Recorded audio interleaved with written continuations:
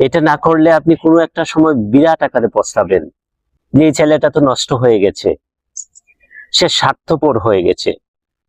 Take care of yourself, নিজের প্রতি যত্ন নিও। এই কথাটা আমাদের জন্য কতটুকু এলাও?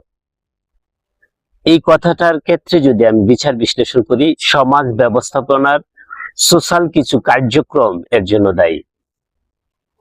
একটি ছেলে অথবা মেয়ে পরিবারের জন্য, পরিবারের সদস্যদের জন্য, আশপাশ মানুষের জন্য সারা দিন শুধু দিতেই থাকলো, পরিশ্রমের সম্পূর্ণটা তাদের জন্য ব্যয় করলো। দেখবেন আশেপাশের মানুষের, পরিবারের সদস্যদের প্রশংসার কোনো শেষ নাই।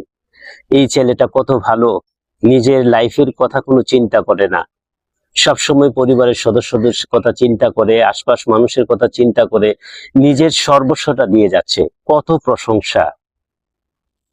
কিন্তু যখন এই ছেলে অথবা মেয়েটা যখন ক্লান্ত হয়ে গেল, পূর্বের মতো আর দিতে পারলো না, কিছুটা কমিয়ে দিল, তখনই শুরু হলো তাকে নেগেটিভিটি চিন্তাধারা। তখনই তাকে শুরু হলো আশপাশ মানুষ, পরিবারের সদস্যরা জাজমেন্ট করা যে এই ছেলেটা তো নষ্ট হয়ে গেছে, সে স্বার্থপর হয়ে গেছে, সে অর্থের পিছনে ছুটছে, কাউকে নিয়ে ভাবে না। এই যে একটা নেগেটিভিটি চিন্তাধারা, এই যে একটা ট্যাগ দেওয়া, এটাকে কিন্তু আমরা ভয় পাই।